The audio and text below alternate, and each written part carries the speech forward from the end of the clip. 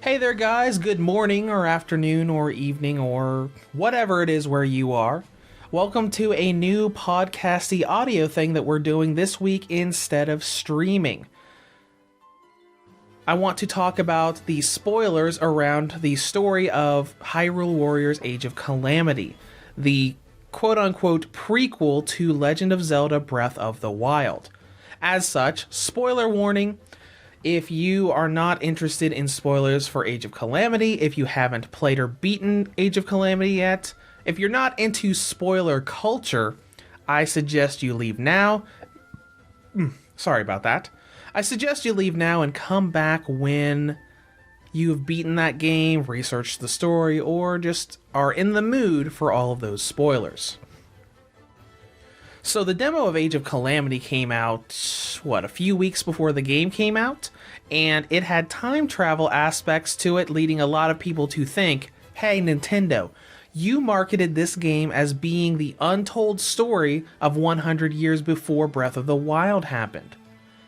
You're putting time travel in here, so is this actually canonical to the main game's events? And the short answer for that is no, but if you look back on the Zelda series, time travel is nothing new here. Ocarina of Time for the Nintendo 64, the first 3D Zelda game, arguably the most popular and argued by many as one of the greatest games of all time, included time travel that not only had it in the confines of its own game, but split the entire Zelda series into 3 different paths. If you're not familiar with this, and this is important for talking about the potential problems of Age of Calamity having time travel in it. If you're not familiar with the concept of the Zelda timeline, there are 3 canonical endings to Ocarina of Time. You have Link defeating Ganondorf and being sent back to the past by Princess Zelda that we actually see in-game, which is the child timeline, where it leads into Majora's Mask and a bunch of other games where Link grows up as a child and goes through all kinds of other adventures. There's the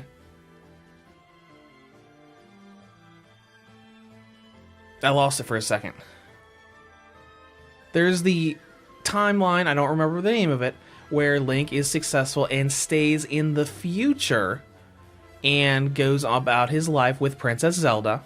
And then there's the Fallen Hero timeline that leads into a lot of the more iconic games of the series, where Link goes to that fight with Ganondorf at the end of Ocarina of Time and does not defeat him. Link is killed, and Ganondorf is basically able to take over Hyrule as he pleases, only to be sealed by the sages, leading into games like A Link to the Past, Link's Awakening, A Link Between Worlds, and so on and so forth, all the way up to, I believe, the original Legend of Zelda.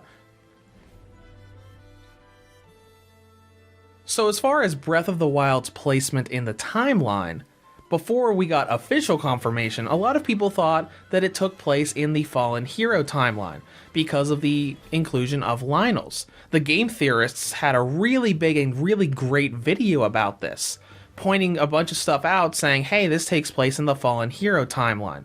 Only for some of the developers of the game to come out and confirm that not only did it take place in the Fallen Hero timeline, but every single one of the timelines all seemed to have this same Breath of the Wild event happen in the same way. So, how does Age of Calamity fit into this? A lot of events of Age of Calamity are very similar to what happened in Breath of the Wild's past, but the inclusion of time travel makes it an alternate timeline, and I'll get into this a little bit later, but the ending of the game is completely different from what actually happened 100 years before Breath of the Wild. Case in point, the events of Breath of the Wild never happen in Age of Calamity's timeline. So, let's talk about what actually happens in Age of Calamity, because it being an alternate timeline makes it really weird, because Breath of the Wild was like, yeah, all the timelines converge here and all happens with Breath of the Wild. But now, there are 2 events in this current time point of the timeline. Because you got Breath of the Wild and then Age of Calamity.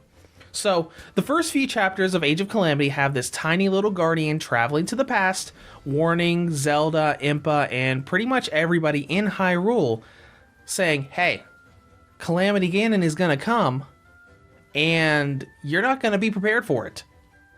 He's gonna come, you're all gonna be decimated, Princess Zelda is going to somehow survive 100 years, Link is gonna come back. Well, actually, that's wrong. The Guardian actually gets sent to the past before Link is injured and put in the Shrine of Resurrection. So the Guardian's basically just warning them, like, hey, here's what happens when the Calamity hits. Everything gets decimated. You guys are in a lot of trouble. And the first few chapters of the game, it starts with, oh, this is going to be completely different. And as chapters 2, 3, and 4 progress, it almost feels like we're getting back to that actual event thing for how Breath of the Wild's backstory went, where it went from trying to change things to things kind of becoming the same, with Link finding the Master Sword, them getting the pilots for the Divine Beasts, and Zelda going through this struggle of not being able to awaken the sealing power that is hidden within her. And by the time the Calamity appears, it almost feels like, oh, okay, even with time travel, it looks like we are actually going towards the actual events of Breath of the Wild, giving us that bad ending and allowing this game that was marketed as a kind of canonical prequel to actually being a canonical prequel. But there are a few things that make that a little different. As soon as the Calamity Ganon hits, the time travel MacGuffin Guardian initiates time travel again. So we're right on course with what's supposed to happen. Zelda and Link basically have to escape from Hyrule Castle after the Calamity hits. The four champions are trapped in their Divine Beasts, locked in a battle with the Blight Ganons, which they are supposed to die in. And just before they die, just like that, time portals open and the companions from Breath of the Wild go through time and save their counterparts. Prince Sidon comes in and saves Mipha as they both fight against the Water Blight Ganon, and so on and so forth for the other four champions. Basically delaying, allowing Zelda and Link to travel to them and save each of the champions, destroying the Blight Ganons, and basically changing the course of history again.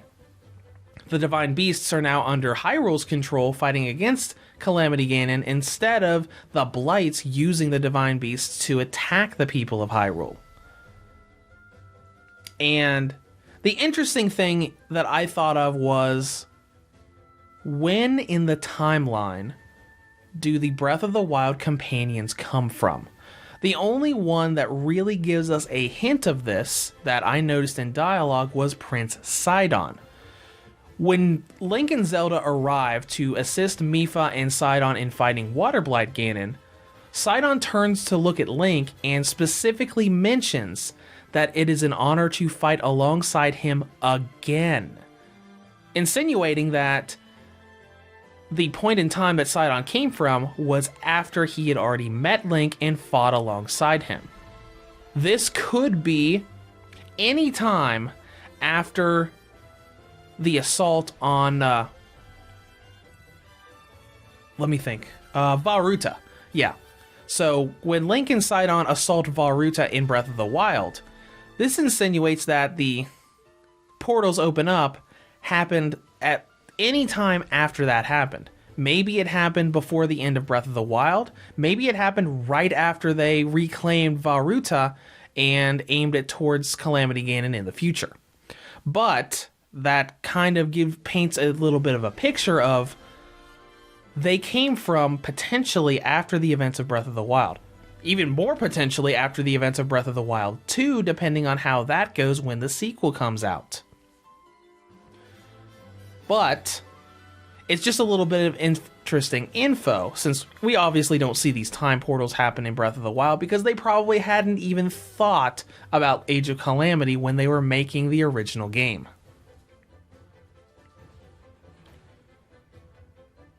And so we get to the rest of the game where instead of converging on the canonical events, it strays even farther away, with 2 people in each divine beast.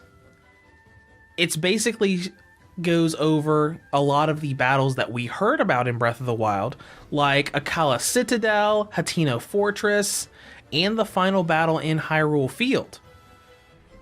And instead of Calamity Ganon winning, it shows the divine beasts attacking the armies of Ganon, saving the Hylian army at Akala Citadel, and pretty much saying, hey, we've got the divine beasts now, we've got extra allies now, so we're going to fight back and defeat the Calamity.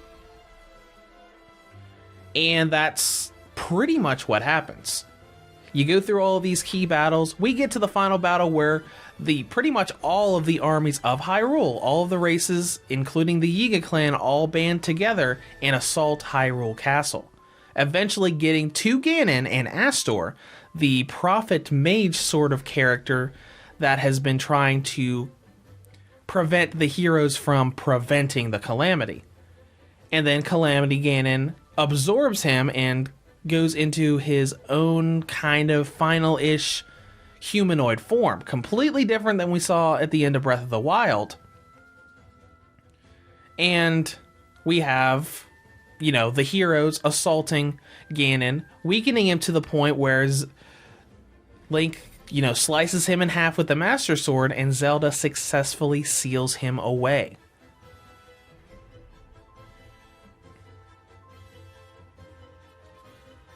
So, at the end of the day, Breath of the Wild never happened in this timeline. Even though Breath of the Wild had to have happened in the future for those 4 companions to come from Breath of the Wild's timeline into Age of Calamity's timeline.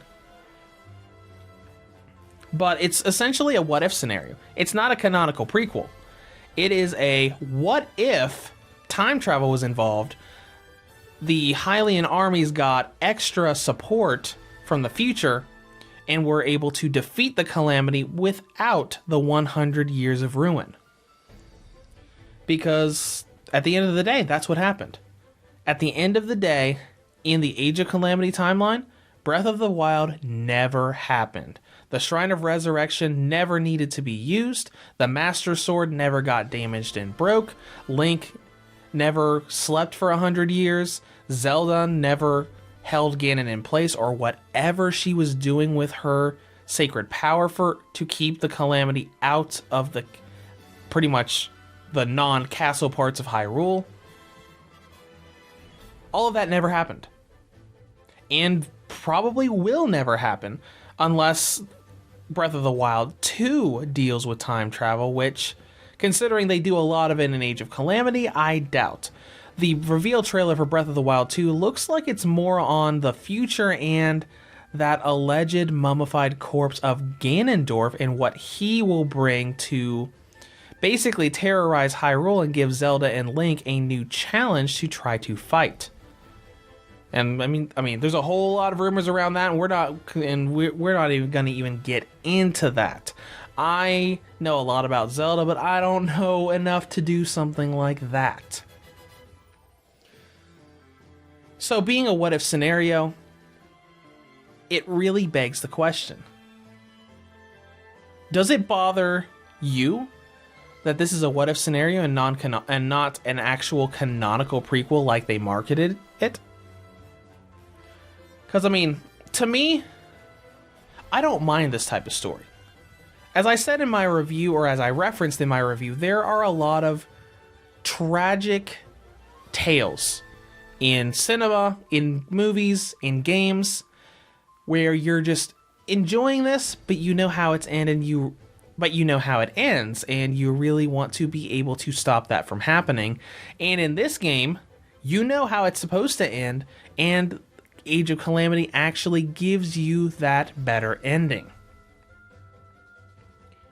So, to be perfectly honest, it doesn't really bother me that much, but from a marketing standpoint, I can understand why they didn't market this properly.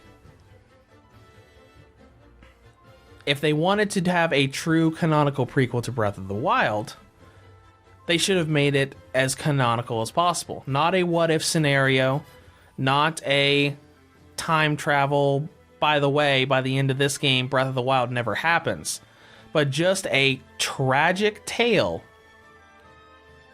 of Hyrule trying to prepare for the Calamity showing up, and everything just getting annihilated.